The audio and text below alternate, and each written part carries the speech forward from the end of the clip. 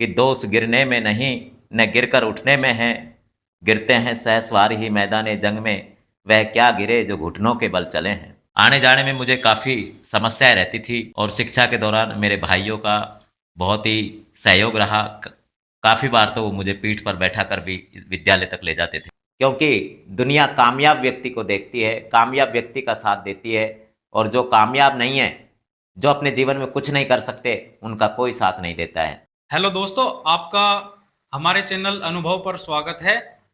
आज हम आपको मिलाने वाले हैं श्री एन शास्त्री जी से, जो कि एक समाज सेवी हैं और जिन्होंने समाज में अपनी शिक्षा के दम पर सम्मान प्राप्त किया हुआ है। इन्होंने अपनी शिक्षा काफी मुसीबतों में ग्रहण की है और फिजिकली पूरी तरह से सही नहीं होने के कारण ये और अधिक नहीं पढ़ पाए। ये एक प्राइवेट विद्यालय में प्रधानाध्यापक रह चुके हैं और इन्होंने 2 बार रीट का पेपर क्लियर कर चुके हैं और अभी तीसरी बार का इनका रिजल्ट पेंडिंग चल रहा है। आइए ये स्ट्रगल की कहानी हम एन शास्त्री जी के द्वारा सुनते हैं। नमस्कार दोस्तों, मेरा नाम नरसिंह शास्त्री।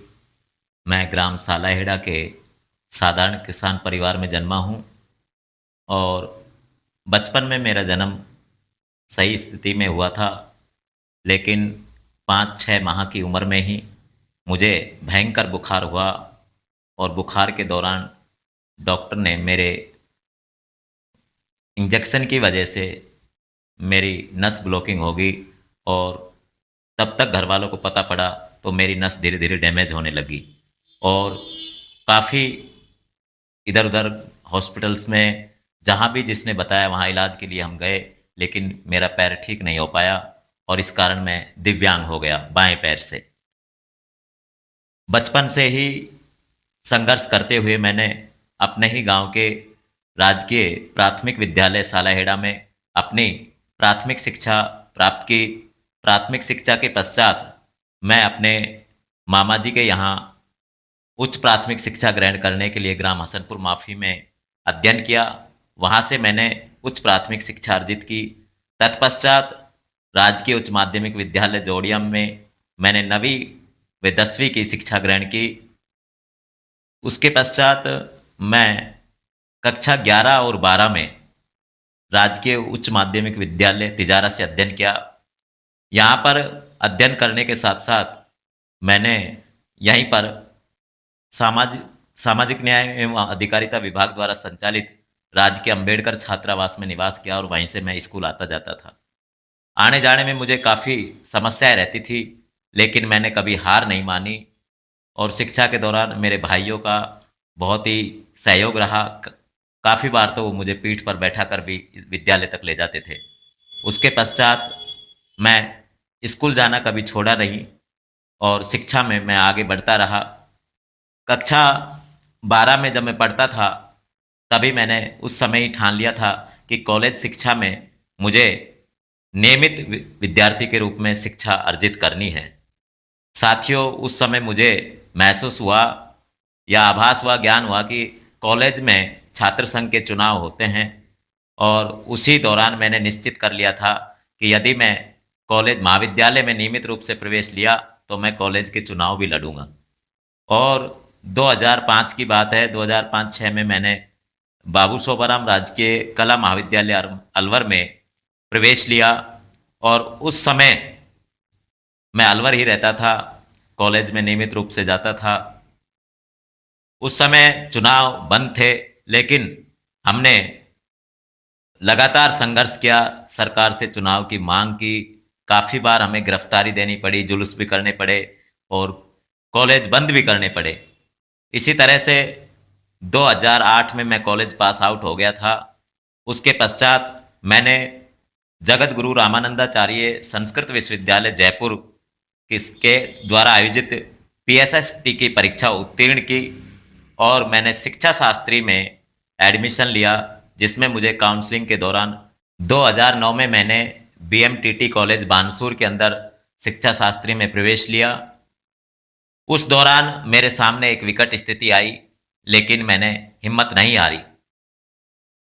उस समय मुझे एक लाइन जो मेरे जीवन में झकझोर कर गई कि यदि तू उड़ नहीं सकता, यदि तू उड़ नहीं सकता तो दौड़, यदि तू दौड़ नहीं सकता तो चल, और यदि तू चल नहीं सकता तो रेंग, और यदि तू रेंग नहीं सकता, यदि तू लेकिन तू रुक मत, लेकिन तू रुक मत, लगातार लक्ष्य की ओर बढ़ता रहे। लगातार लक्ष्य को ध्यान में रखते हुए मैं बाएं हाथ से लिखता था, लेकिन उस समय जब बीएड के दौरान मुझे स्कूल में पढ़ाने का मौका मिला, तो मेरे सामने व्यवस्था थी कि मेरे बाएं हाथ में मेरा जो सहारा थी, बैसाखी जिसको मैं लगा करके चलता था, उसको पकड़ता कि मैं दाएं बाएं हाथ से लिख पाता। लेकिन मैंने हिम्मत नहीं हारी, और प्रथम दिन ही मैंने दाएं हाथ से ब्लैक बोर्ड पर लिखना स्टार्ट किया। और ये मेरे लिए अपने आप में एक बहुत ही अचंभित करने वाला दौर था कि बोर्ड पर कैसे लिखूंगा शुरुआत में। लेकिन परमपिता परमात्मा की अनुकंपा रही और मैं बहुत अच्छा ब्लैक बोर्ड पर लिख सकता हूँ। तत्पश्चात मैंने शिक्षा शास्त्री की डिग्री हासिल करने के बाद 2009-10 के अंदर मैं वापस अपने तिजारा आ गया, और तिजारा आकर मैंने 2009-10 के अंदर 1 वर्ष तक लगातार स्कूल में अध्ययन किया। उसके पश्चात दूसरे विद्यालय में मुझे पढ़ाने का मौका मिला, और लगातार 7 वर्ष तक मैंने एक प्रधानाध्यापक के रूप में अमन पब्लिक स्कूल तिजारा में अपनी सेवाएं दी। 2010 के अंदर मैंने एमए सोशलॉजी में एडमिशन लिया, और तभी लिंगदो समिति ने जो चुनाव आयोग के विश्वविद्यालय चुनाव के लिए या कॉलेजों के चुनाव के लिए जो समिति बनी हुई थी, उन्होंने चुनाव चालू कर दिए थे।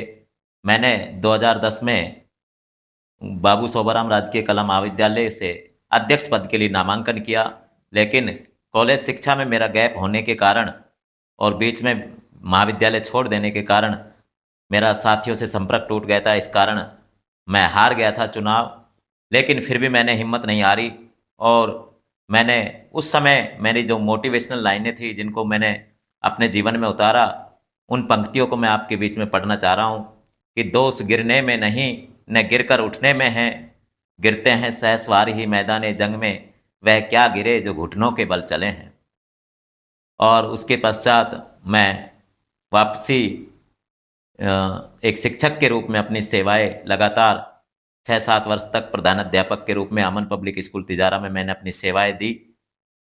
लगातार सेवाएं देने के पश्चात कोरोना काल के अंदर समाज सेवा के रूप में अपनी सेवाएं दी, चाहे वो भोजन व्यवस्था की हो, चाहे अन्य कोई व्यवस्था हो, चाहे मास्क वितरण की व्यवस्था हो, पुलिस प्रशासन, नर्सिंग या अन्य गांव में भोजन व्यवस्था या मास्क वितरण का कोई कार्यक्रम हो, कोरोना के लिए जन जागरूकता अभियान हो, और कोरोना के बारे में लोगों को जागृत करने के लिए हमने अभियान चलाया।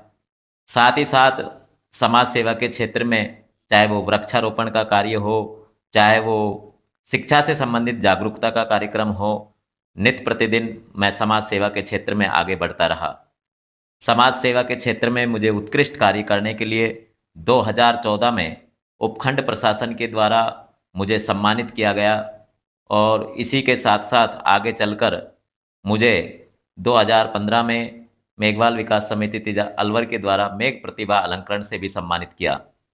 साथ ही साथ 2018 के अंदर भी एमवीएस के द्वारा मुझे सम्मानित किया गया, और तत्पश्चात लगातार मैं समाज सेवा की ओर आगे बढ़ता रहा।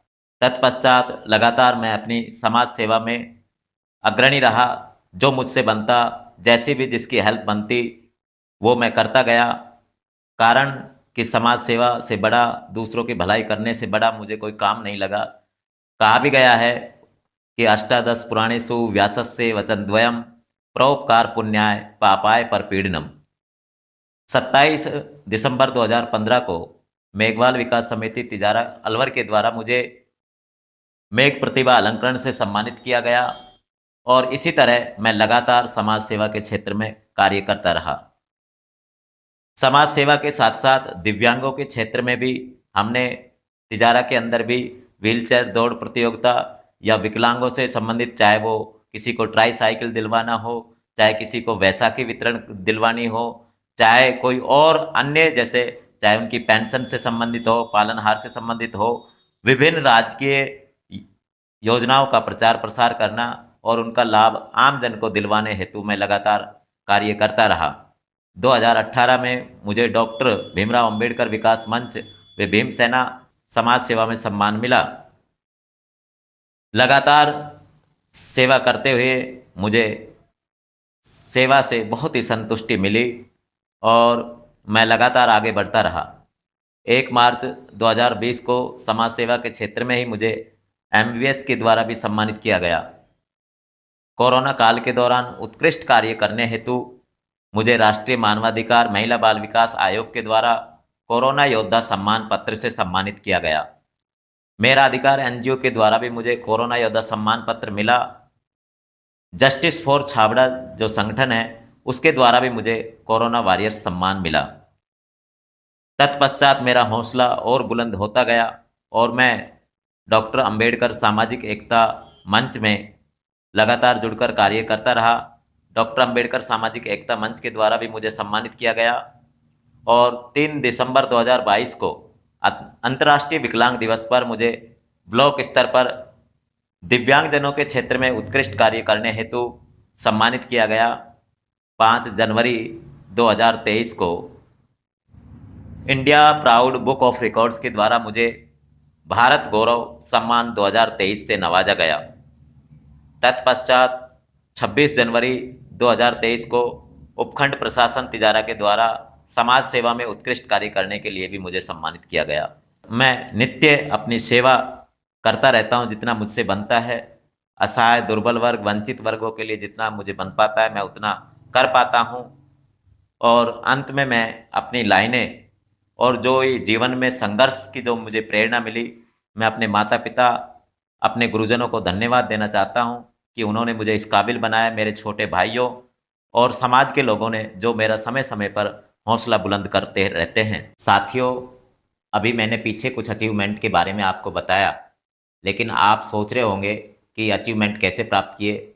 मैंने दिव्यांग होते हुए कभी भी अपने आप को बोझ नहीं समझा, कभी भी अपने आप को असहाय या निर्बल नहीं समझा और मैं लगातार मेहनत करता रहा। क्योंकि आज आप देख रहे होंगे बहुत से विकलांग व्यक्ति हैं, दीनहीन हैं, गरीब हैं, दिव्यांग हैं। वो क्या है ना, परिस्थितियां जब आती हैं तो अपने आप को परिस्थितियों के सामने हार करके बैठ जाते हैं, लेकिन मैं हार करके बैठा नहीं। मैंने हिम्मत से काम लिया, धैर्य से काम लिया और लगातार मैं आगे बढ़ता रहा। और इसी क्रम में मैंने अपने जीवन में काफ़ी संघर्षों का सामना किया और संघर्ष करते करते मैं आगे बढ़ा। आप साथियों को भी मैं मैसेज देना चाहता हूँ, दिव्यांगता कोई अभिशाप नहीं है। आप दिव्यांगता को कमजोरी ना समझें और दिव्यांगता को अपना प्रबल एवं ताकतवर हिस्सा समझें। क्योंकि मैंने दिव्यांगता को अभिशाप इसलिए नहीं समझा क्योंकि मैं शिक्षित हूँ, मैंने शिक्षा ग्रहण की है। आप भी शिक्षित बने और अपनी कमजोरी को दूर करें, क्योंकि शिक्षा वो साधन है जो आपको हर तरह से मजबूत बनाती है, चाहे वो आर्थिक रूप से, चाहे सामाजिक रूप से, चाहे व्यवहारिक रूप से। क्योंकि बिना शिक्षा के जीवन अपने आप में अधूरा माना गया है। बताया भी गया है कि ये सामने विद्या तपो ने दानम ज्ञानम शीलम गुणों ने धर्मे तय मृत्यु लोके भुवि भार भूता मनुष्य रूपेण मृगास चरंती। कि जिसके पास न शिक्षा है, न ज्ञान है, न विद्या है, तप दान कुछ भी नहीं है, वो मनुष्य इस पृथ्वी लोक पर पशुओं के समान विचरण कर रहे हैं। यानी जो शिक्षित नहीं है वो साक्षात पशु के समान है। इसलिए मैं आप सब लोगों से आग्रह करता हूं कि शिक्षा को अपना हथियार बनाएं।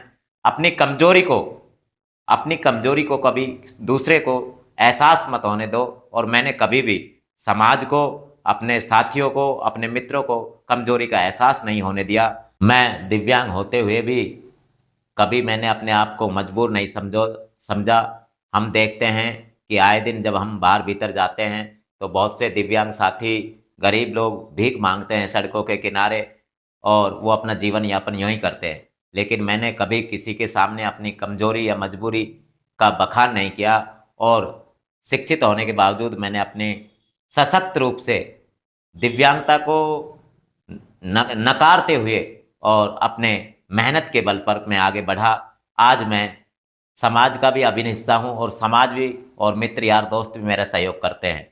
ये सब तभी हुआ है जब मैंने अपने आप को कमज़ोर नहीं माना और लगातार मैं मेहनत करता रहा, क्योंकि दुनिया कामयाब व्यक्ति को देखती है, कामयाब व्यक्ति का साथ देती है, और जो कामयाब नहीं है, जो अपने जीवन में कुछ नहीं कर सकते, उनका कोई साथ नहीं देता है।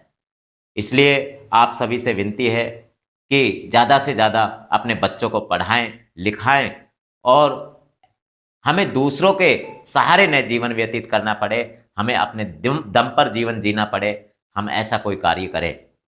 और साथियों, मैं तो आपसे ये कहना चाहूँगा कि लगातार मैं आगे बढ़ता रहा हूँ, और आप लोगों की प्रेरणाएँ, आप लोगों के आशीर्वाद से मैं समाज सेवा के रूप में अपना निरंतर कार्य कर रहा हूँ। वर्तमान समय में चाहे हम किसी भी समाज में या किसी भी सोसाइटी में जब बाहर निकलते हैं, तो दिव्यांग साथियों को लोग बाग ये दृष्टि से देखते हैं, उनको एक कमज़ोर व्यक्ति के रूप में देखते हैं, और वो सम्मान की दृष्टि से नहीं देखते। मैं उन सभी साथियों से निवेदन करना चाहता हूँ, यदि कोई व्यक्ति दिव्यांग, लाचार या असहाय दिखाई दे, तो आप उनको सम्मान दें। उनकी यदि कोई कमज़ोरी है, तो उनका मनोबल गिराएँ नहीं, उनका मनोबल बढ़ाएँ, और एक समाज को अच्छा संदेश दें। अंत में मैं 2 लाइनें कहूँगा, ज़िंदगी की असली उड़ान अभी बाकी है, आपके इरादों का इम्तिहान अभी बाकी है, अभी तो नापी है मुट्ठी भर ज़मीं, आगे सारा आसमान बाकी है, आगे सारा आसमान बाकी है। धन्यवाद। आप सभी का आभार, धन्यवाद। आजकल बहुत से युवा ऐसे होते हैं जो समय से पहले दिव्यांग हो जाते हैं, या जैसे बचपन से ही दिव्यांग पैदा होते हैं। यह प्रकृति का विकार है, वो हम नहीं बदल सकते हैं, लेकिन जीवन को एक हिम्मत से और एक मेहनती व्यक्ति की तरह ना जीना एक कायर व्यक्ति की निशानी होती है। जैसे आजकल के युवा स्वस्थ होते हुए भी भीख मांगकर गुजारा करते हैं, या चोरी डकैती करते हैं, लेकिन कुछ जैसे फिजिकली डिसेबल व्यक्ति होते हैं, वो भी भीख मांगकर जीवन का यापन करते हैं। और उसके अतिरिक्त जैसे ट्रेन में, बस में, या किसी सड़क पर या किसी सिग्नल पर बैठकर भीख मांगते रहते हैं। वो युवा इसीलिए भीख मांगते हैं कि वो शिक्षा ग्रहण नहीं करते हैं समय पर। आज के समय में सरकार द्वारा इतनी स्कीम चलाई जा रही हैं, कुछ बच्चे स्कीम का फायदा उठाकर अच्छी नौकरियों पर, अच्छे पदों पर, कलेक्टर तक के पदों पर कार्य कर रहे हैं।